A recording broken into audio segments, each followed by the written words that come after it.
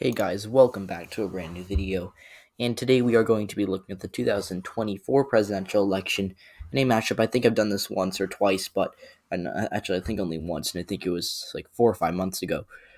Mike Pence and Kamala Harris. So before we get started, I hope you all are having a fantastic day. I had a pretty good day, but unfortunately my bracket was officially busted today. West Virginia lost. I had them going into the Final Four in a couple of brackets, and that's not good. They lost to Syracuse. Really disappointed in that game. Thought we could have won. And I say we, I'm not really a West Virginia fan. I just had them winning. So that's unfortunate. There goes my shot at winning money. But on the bright side, it's not as bad as other people. People who had Texas and Ohio State going far. Some people on Twitter are actually asking me to make a video clowning on Texas Tech, or on Texas. Actually, the Texas Tech game. That is a great game. That I am. It's actually paused right now. I'm actually gonna watch that game after I film this video. But so yeah, but people were actually asking me to make a video clowning on Texas Tech. Now I would do that, but I'm actually not that funny, so I couldn't provide any substance that would make you guys laugh. It would be more cringe than actually laughing. Now, of course, it wouldn't be as cringe as Texas Tech losing to a school that no one's ever heard of in the first round of the tournament, but it would still be pretty bad. So let's get started with today's video, taking a look at Mike Pence versus Kamala Harris. So I think Harris would carry Washington, Oregon, California, Hawaii, Illinois, Maryland, Delaware, New Jersey, New York, Connecticut, Rhode Island, Massachusetts, Vermont, Maine's 1st District, and D.C. safe. And for Pence, Utah, Idaho, Wyoming, Montana, the Dakotas, Nebraska, except the 2nd District, Kansas probably be safe, Oklahoma, Arkansas, Louisiana, Mississippi, Alabama, Tennessee, Missouri, Indiana, Kentucky, West Virginia. So 112 safe electoral votes for Mike Pence, 180 for Kamala Harris. Now we're going to get into the competitive states, starting with the likely D states. I don't want to spend too much time on these states because it's important that we get onto the more important states, but I think that Virginia would also be likely. New Hampshire, I could see falling into the lean column. It's really close, but I think for right now we're too far away to say anything other than that's kind of a margin that Biden won it by in 2020. Maine, of course. I think Minnesota would be close to being likely, but I think it would be lean, so you just put it at lean to kind of get that out of the way. I think it would be like a 4 or 5 point Harris win. Now, she'd do pretty well in the suburbs, and I think she'd do a good job of running up in the Minneapolis area, but Pence in the rurals could even do better than Trump because Minnesota rurals are less Trump-friendly than most rurals relative to the, I guess, partisanship. And I think that, Pence could make inroads in the suburbs, but nevertheless, Minnesota being a pretty blue state would keep it at lean D, even in kind of a Pence overperforming scenario. So, yeah. Now, taking a look at the likely Penn states, I think he'd win Alaska likely, Texas likely, South Carolina likely, and the 2nd District of Maine likely. Now, some of these might seem a bit more bullish on Pence, and actually, I'll put Ohio and Iowa there too, because I don't think they're going to be that close. So this might seem a little bullish on Pence, and, to be fair, I think I could see some of these states, especially Texas, falling into the lean margin. But I just think, actually, I'll put Texas in the lean margin, kind of the Minnesota equivalent for Pence. But I think Pence would win Texas by 4 or 5, mostly because, Pence is a candidate that has appeal to the suburbs, and I think he'd do better in the rurals than people expect.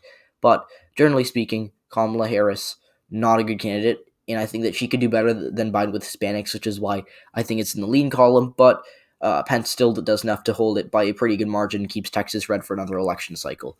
Alaska could narrow up, but we should make a video talking about Alaska. I think Alaska is fascinating, and I think I'm definitely going to make a video on that.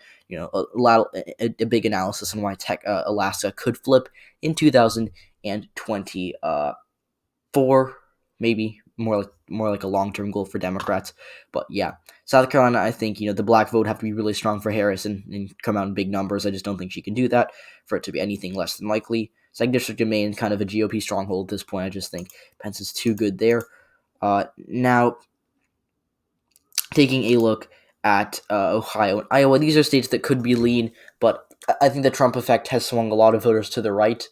some are going to swing back. Like Trump has swung a lot of voters to the right and to the left. Like suburban voters have shifted to the left, but because of him. But these working class voters, I think that they are going to. A lot of them could revert back depending on who the Democratic candidate is. But I think that in Ohio and Iowa, Trump has done enough there to keep these states kind of GOP strongholds.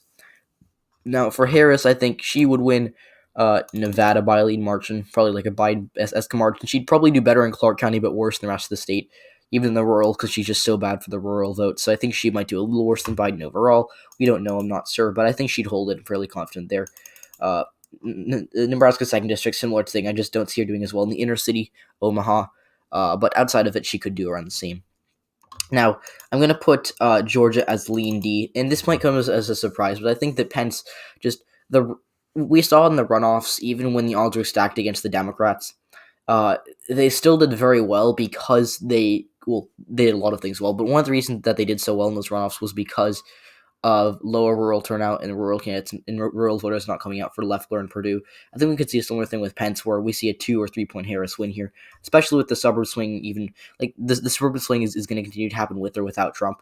So even if Trump is the nominee in 4 years, they'll still have swung even further to the left. Now, for the state of Pennsylvania, I think I'm going to put it in the lean D column, which puts us very close to a 270 electoral votes for Harris. I think Pennsylvania is swinging left, and I'm going to make a video talking about this for those of you who haven't read the article. The article only has, I think 250 views, but you should read that article that I wrote about Pennsylvania. I think it's my best article, but yeah. Now, Pennsylvania, I think, is definitely a good thing for Democrats in the future, and we can, again, definitely talk about that. But long story short, I think Harris will do pretty well in the Pittsburgh and Philly suburbs, and just enough in the inner city, or in these cities, to hold the state by maybe a little better than Biden, which might come as a surprise. But really, this is a state that should stay with the Democrats in 2024. Now, for Pence, I think that he would probably win Florida by a tilt margin, as with North Carolina. The suburbs wouldn't swing too hard to get. Actually, I'll put Florida in the lean column. It's closer to tilt than safe, though, or likely, though. So I think that, first of all, Florida is a state that is kind of titanium lean Republican. That it's lean Republican, so it's competitive, but it definitely has a Republican lean for the time being. And I think Pence will just do well enough in the suburbs and in the rurals to not see anything huge swing towards Harris. She could, of course, do better, and I think she would do better in the Miami-Dade area, but in this case, I just don't see her doing well enough, especially in your kind of the Democrats have a lot of room to improve in areas of Florida. Obviously, Biden was disastrous in Miami-Dade, but Democrats should be winning a lot of them, where they should be doing better in Duval, they should be doing better in Pinellas, better in St. Lucie, but they're not, because they're not getting the right turnout there, and I think Harris just isn't the right candidate to fix that. Of course, it requires a lot. It requires a kind of the Florida Democratic Party to start actually getting their stuff together.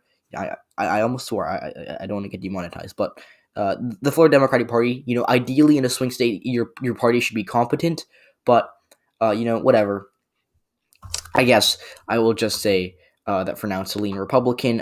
North Carolina, to Republican. I just don't see Harris doing any better than Biden significantly in any area. Maybe she might do a little better with the Hispanic vote, but she might do worse in the suburbs, maybe better in the suburbs. We don't know. It's 4 years away, but yeah. Now, these final states, I think Harris is going to win these last 3 states that were not labeled. Michigan should be tilty. I was considering putting it in the lean, but I think Harris will beat Pence. I don't think she's a great candidate. I think she's a pretty bad candidate, to be completely honest, but Pence, pretty bad candidate for the GOP as well. He just doesn't have that working class appeal to the extent that Trump did, and he just can't get the turnout that Trump got. So, yeah, to wrap it up, I think Arizona would be kind of a Trump margin. It's trending blue, which is why Pence wouldn't flip it, but he could do better with the McCain-Romney voters that did not come out for Trump. And then the Rust Belt, I just don't see him getting the working class turnout that Trump got. And if the Biden presidency is viewed favorably by working class voters, they could turn out for Harris, even if they don't like her as a person. So that's my this is my election prediction for 2024 as of March 23rd, I think it is, 22nd. If Harris and Pence are the nominees. So if you enjoyed this video, please hit that like button, subscribe if you haven't already, and I'll see you all next one. Goodbye.